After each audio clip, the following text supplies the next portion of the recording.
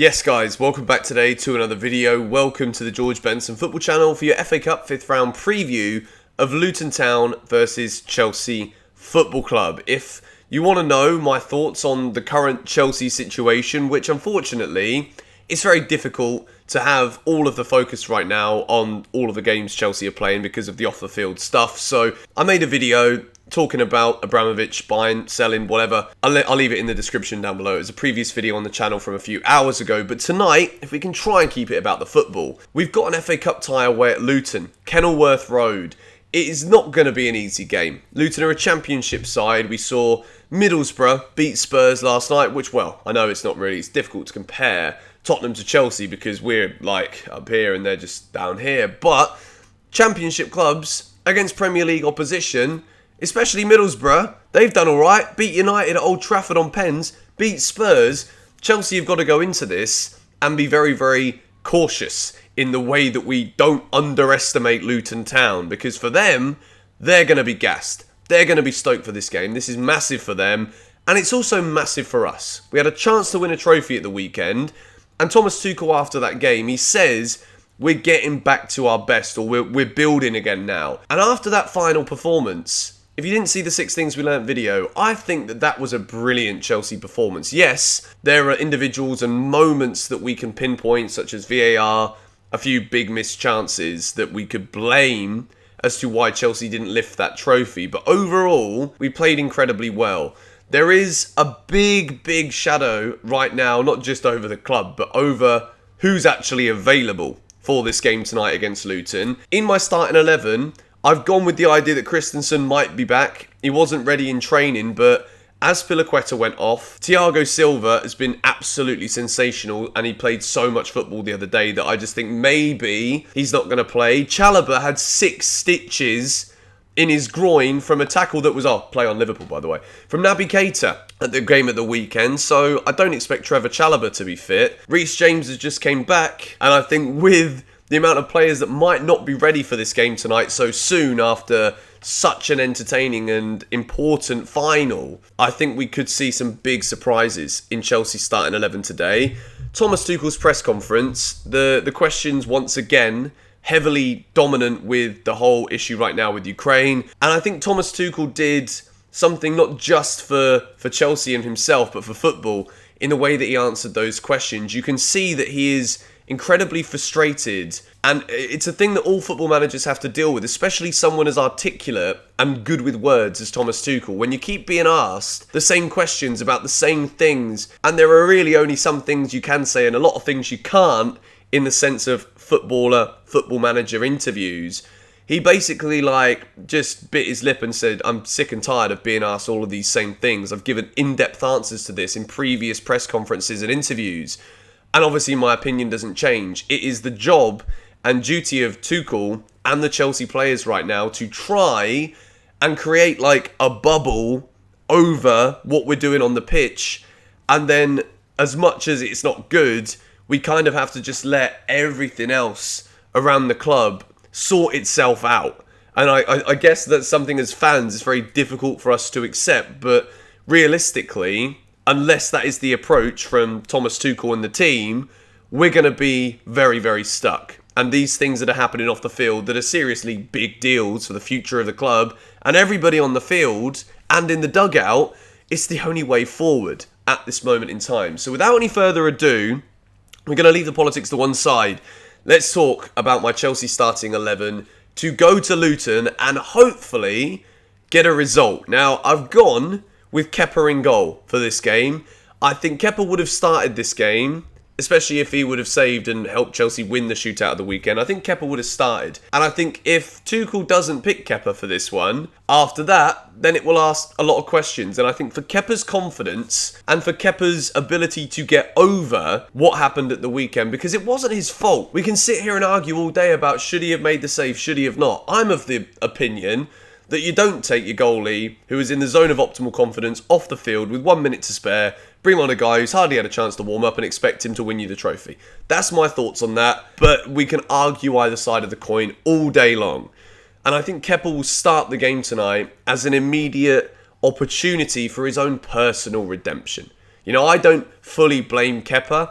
I just think if Mendy wouldn't have been playing so well, then I would have said, okay, yeah, go for it. You know, it works both ways. You know, if Kepa makes the save, he's the biggest hero. If he doesn't, we all criticise him and Tuchel looks like an idiot. So I think it is one of those moments where we just have to get on with it now. And I think Kepa's a good enough goalie to bounce back. He's got a good enough mentality. Kepa starts in goal. We move into a back three. And I've put Christensen, Rudiger and Sarr in there because Aspi hobbled off. Thiago Silva played 120 minutes. And as much as I love the bloke, I just cannot see him get an injury because he looked like he picked up a knock in that game against Liverpool too. And Malang Sarr can definitely do the job. Marcus Alonso was brilliant in 120 minutes and scored a penalty against Liverpool too. So I don't expect him to be there. So we can't put Sarr on left wing back. We could potentially have Reece James in the middle. I don't know about Christensen. I think Rudiger plays, and I think Sarr plays. I've just gone with Christensen because maybe he had a minor Achilles injury that kept him out the Carabao Cup final, but potentially he wasn't in training yesterday alongside Ziyech, who I don't think is ready for this game anyway. But maybe it was just simply to just give him as much rest as possible, and he has to start the game tonight. Maybe we see a youth player come in. I don't know. It could be Reece James and then maybe Hudson-Odoi on the right wing. But I've given Reece James the right wing-back position. And somehow, Kennedy is back in a Chelsea shirt in the left wing-back role. 120 minutes against the best team in Europe. There are going to be changes in this game tonight. But I also think that Thomas Tuchel will try and pick as many of the experienced first-team personnel as possible before giving starts to the likes of Harvey Vale. I would love to see Harvey Vale play. And if you watched the Premier League 2 game the other day, he scored an absolute worldie cutting in from the wing. I think Harvey Vale will be on the bench, and I really hope we get to see him play. But Reece James and Kennedy are my wing-backs today for Chelsea. Kennedy being bought back and Chelsea not buying a left wing-back was very interesting. There is also an argument that could be said that Chelsea didn't buy anybody in the January window because of, well, a slight foreshadowing to current events. But Kennedy's back at the club. Alonso will be absolutely bloody knackered after that final. And I just think this is the time for Kennedy to start. I think there's so many injuries across the back line that Malang Sarr won't be the left wing back. Maybe it'll be a Pulisic, maybe a Hudson-Odoi. I don't know, but I've gone with Kennedy in that position. Let me know, of course, your Chelsea starting 11 in the comments. Central midfield, Jorginho and Ruben Loftus-Cheek. It's been a weird one with Jorginho in the last couple of games. Didn't start the Club World Cup final. Didn't start the League Cup final either. There are many people that are saying right now that Jorginho is probably moving on in the summer with Juventus being interested at the moment. But I think Georgie will start this game today with a lot of players potentially playing tonight who wouldn't necessarily get in the team if there wasn't this Chelsea injury crisis. Shock horror, it's been the same all bloody season. But Jorginho will be in there tonight alongside Ruben Loftus-Cheek. Ruben Loftus-Cheek, I absolutely back in a game like this. We're going to need his physical nature, where Luton will certainly be a lot more physical for this game. They won't leave anything on the sidelines. It's an FA Cup tie. It's knockout football. They're going to give everything they can. And if Chelsea, despite not having a full-strength team, will still have the quality above them, Luton will bring the physicality element to this game tonight. And I think Ruben in the middle can bully midfielders and hopefully win the game for Chelsea through the middle. Kante wasn't his best against Liverpool. Kovac was fantastic, but we should rest both of those after such a long game. Moving into my front three, and I've gone with Callum Hudson-Odoi, Lukaku and Timo Werner. Lukaku scores a perfectly brilliant goal against Liverpool, by the way. No questions, it isn't offside. It was given offside. It's a dreadful decision that ruined the game. One of a couple of decisions, in my opinion, that ruined the game. Timo Werner, he has to start this game. It could be Mason Mount on the right wing if Hudson-Odoi has to play right wing back because Reece James needs to cover into one of the centre-back positions. But after Mason Mount's finishing in the game against Liverpool and the heat that he's got off the back of that, I wouldn't start him. I'd start Callum Hudson-Odoi.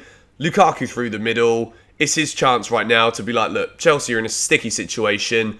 I'm your big money man. I'm your guy. Here's a goal or two at Kenilworth Road. Let's get into the quarterfinals and hopefully have a bit more time to prepare, recover, and give ourselves the best shot of getting to Wembley again this season. So, my Chelsea starting 11 is up on the screen now. I would love to see, particularly Harvey Vale play tonight, especially after that goal he scored the other day. I would include it, but every time I include any kind of clips from games, the videos get struck and I can't make any money. That's the honest truth behind it. So no clips, but definitely go and check out the goal if you can. It was excellent. We go to Luton tonight. I don't think it's going to be easy. I think there's definitely going to be a hangover from that loss, and I think for a cup final, it's a bit easier to kind of put everything to the side that's happening off the field. But for this one tonight, I think it's going to be tough for Chelsea. But I do think we'll go through, and I think we're going to win 2-1 in extra time. I know that is a bit of a weird one. I'm normally very positive and optimistic about Chelsea's chances of winning. But I think extra time, 2-1 win. And we're going to go with Timo Werner to score the goal that sends Chelsea into the quarterfinals of the FA Cup. Thank you guys so much for watching. As I said in the beginning of the video, there is a video that was uploaded a few hours ago talking about my thoughts on the whole situation right now at Chelsea regarding Abramovich, the war in Ukraine, everything else that's happening with Chelsea potentially being owned by someone new in the foreseeable future. If you want to hear my thoughts on that, check the link in the description. And I'll see you directly after the match tonight for 6 things we learned from Luton Chelsea in the FA Cup. Come on, you Blues.